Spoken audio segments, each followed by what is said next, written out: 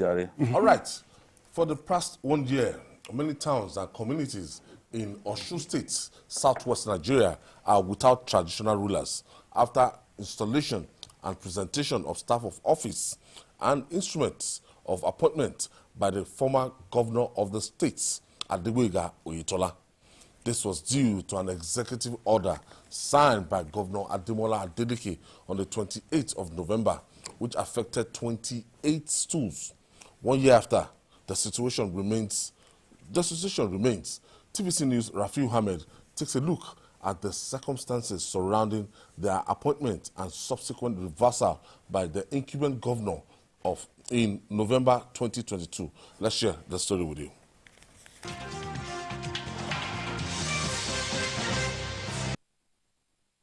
In the twilight of his administration as governor of Osun State, Adegboyega Oyetola appointed and presented staff of office and instrument of appointment to more than 20 traditional rulers. They include the Akiro of Ikiron, Oba Olaleka Kadiri, the Ewa of Igbajo, Oba Adegboyega Famodun, the Are of Ire, Oba Olupanle Ademola, the Olupo of Olupana, Oba Rafiu Oyekami, among others.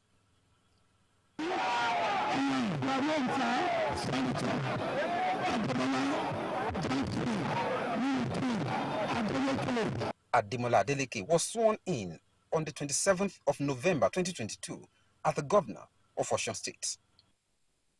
His first assignment on Monday 28th of November was to issue some executive orders. The executive order on chieftaincy affairs and appointment of traditional rulers affected 28 stools. However, the governor was particular about the Are of Ire, the Ewa of Igbajo, and the Akiro of Ikiron, as he ordered them to stay away from their palaces and directed security operatives to take charge. He thereafter set up a review committee to look into the appointments of the affected traditional rulers, and the committee, led by Bumi Jenyo, submitted its report in March this year. Over 1,000 petitions, and we had interview with over 200 individuals, including the kingmakers. Adebola Adeleke promised to issue a white paper on the report. We just want to make sure that Osun State is different from other states. That under my leadership, we will make sure that we have rule of law. We will make sure that we have due process. 8 months after, the state government is yet to issue a white paper, and this is now a source of concern for many, particularly residents of the affected towns and communities. The Elemaga of Ikiron and one of the Ikiron kingmakers is surprised that politics is being played with traditional institutions. Selection of kingship in our town lie within the jurisdiction of the kingmakers. The kingmakers of Ikiron has spoken, and spoken loudly, that we were all behind Oba Olaleka Kadiri, being the only person who got 6 votes of the kingmakers out of the 7 who participated. The secretary of the 6 ruling houses in Ire says the negative effects of the action of government on the socio-economic development of the town cannot be underestimated. What we are expecting the governor to do right now is to come up with the right decision on reopening of the palace being closed down, because this has really affected the community. The Oluom of Igbajo, Sunday Akiri, said due process was followed in the selection and appointment of Owa of Igbajo, Oba Adegboyega Famodun. There's a process by which you can choose an Oba in the town, and the kingmakers made their choice. The selected prince went through the necessary process before he was crowned as the current Owa of Igbajo. If anybody is displeased with the process, the courts of law are there to advocate on the process. That is why we are appealing that the government should do the needful today. The Olowo of Kuta, Oba Adekunle Makama, appeals to the state government not to waste time in releasing the white paper. We visit the Ministry of Local Governments and Chieftaincy Matters And the commissioner, Dusu Babatunde, says the governor is being meticulous in studying the report, considering the number of stools involved.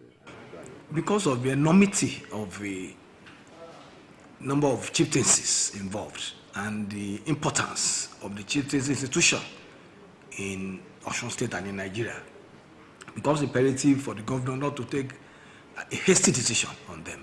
So the government is looking at the chieftaincies one after the other with a view to taking a decision that will be longer lasting, that will solve the problems once and for all.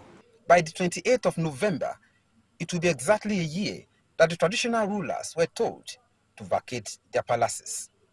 The fate of the affected traditional rulers still hang in the balance, but the Commissioner for Local Governments and Chieftaincy Affairs is appealing for more patience from residents of various communities affected, with an assurance that a white paper will soon be issued by the state government.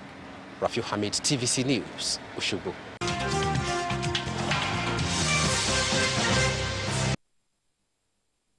You know, these traditional rulers were actually appointed by Adegboyega Oyetola, the former president.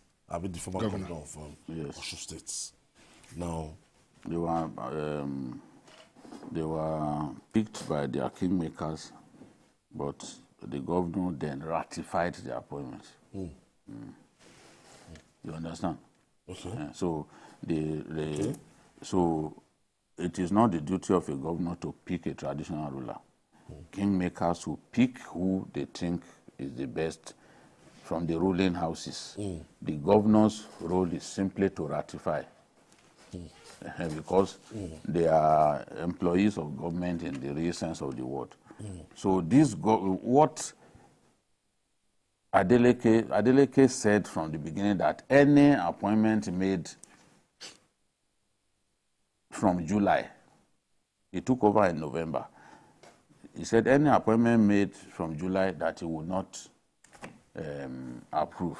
So these traditional rulers were amongst those that became traditional rulers after June, because he was thinking that this that Oyetola was hurriedly doing some things, you know. So one of the things he did was immediately he got there, the teachers that he employed, he fired them. Those teachers that he employed last minute, and health practitioners too that he employed, he fired them.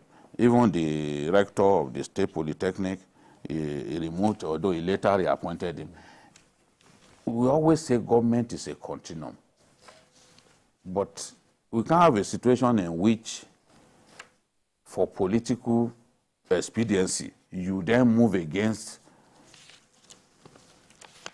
steps taken by your predecessor. And we must do our best not to insulate the traditional institutions from politics. Why go to the point of saying that traditional rulers picked by kingmakers in their domain should not even go to their palaces? What's the meaning of that? That's abuse of power. And you singled out 3 of them. Owa of Igbajo used to be chairman of APC in the state. You said he must not even go to his palace. And of course, the traditional ruler of Ire and Ikirun.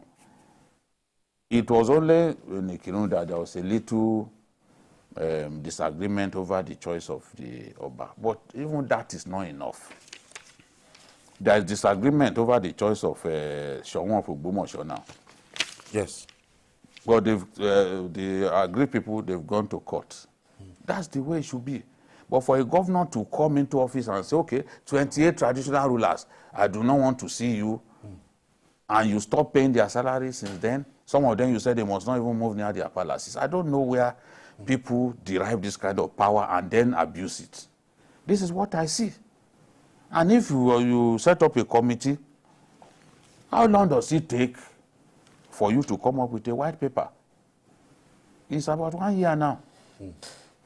No white paper. You just left those people in abeyance. They are communities without rulers. I don't think this is right at all. I don't think this is right. And people say that Adeleke has done this, that is playing politics.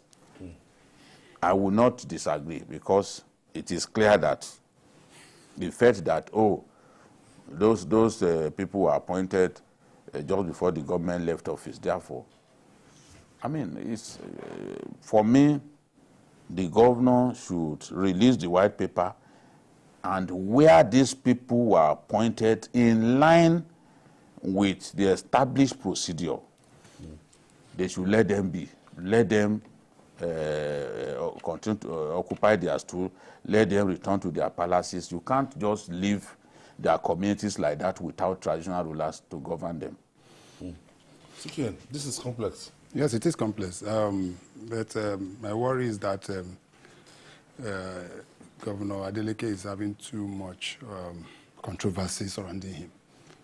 Don't forget, just a few days ago, the issue with the Chief Judge of Osun State, where, whether he likes it or not, he said it was the State House of Assembly that did it, that removed the Chief Judge, even when he knows fully that he does not have that power. The State House of Assembly does not have the power to remove a Chief Judge.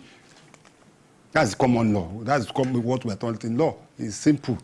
The power to remove a judge lies with the agency, and that is where it stops. A second-year student of law in the university knows that. So where they derive the power to now, good enough, good reasoning, was able to prevail, and he tried to reverse himself. I said, no, I didn't appoint him. The person he appointed refused to. He cannot. If the person tries it, the agency will come hard on. It has happened before. Yes, no. It has happened before. The guy will be retired. So he has done the right thing by writing the agency, and that is better to this. What we need to ask ourselves is, does the governor have the power to remove any traditional ruler or not? He does have the power. We have seen it happen in Kano State, where Ganduje removed the emir of Kano. And that was, we saw that through the court and the rest of them. But as Jide rightly say, there seems to be a lot of political undertone. It doesn't have to take a whole 1 year, because now we're talking about government nearer to the people. And the more you appoint some of these people, it makes governance is bit more. We are talking about that local level, then you're talking about local government level, which is why some states have been saying we want more states. Look at what is happening in Lagos State. Apart from the statutory number of local government that are given, that was enshrined in 1999 Constitution as amended, Lagos State was able to cover some SCDA, and you can see the level of development. Going on, some other states have borrowed that, and it's being so. We're also talking of security. Some of this people just think that having traditional ruler, the chief security officer of a domain, the first security is the Oba, is like a prince, as prince is here. His dad is the chief security officer of that locality. Before the FDP or whatever talks, he would have called. He knows the boys, he knows the people within the locality, he knows who to talk to, he knows people to tell, calm down, this and that. So that is what. So I think that this shouldn't take too long. And Igbajo, for once, Igbajo I know is a very, very big place. That is where Bison Latin is. That's his locality. I think the governor should look at that white paper. Yes, should look at that white paper and come out with a decision. It's not as if it's even sacking. It's not. It's just yes. That is it. It's not paying their salary. It's not recognizing them. Yes, that's could be painful. Yes. If it's a court case, you are waiting. Yes. You just say no, you are not recognizing. Yes, just sitting on it for close to a year doesn't mean. I don't think it makes. Does it mean that one cannot take that you cannot make appointment 2 months, 3 months to live in office? Did Buhari not make some appointment just before he renewed some appointments before he left office? Tinubu can come now and say, okay, look at the woman in SDG, Sustainable Development Goals. She was, yes, they renewed it just before Buhari left office. You should look at his way. So you now come and say the white. You should release the white paper, because that will give some credibility to whatever he's doing. Now you can see some of the kingmakers are saying that out of 7 kingmakers, 6 chose an individual, and you don't want that traditional ruler. Are you from their hometown? Are you going to run the town for them? Governors just, I don't know who advises governors, they don't misuse power anyhow. Power. Okay. Now,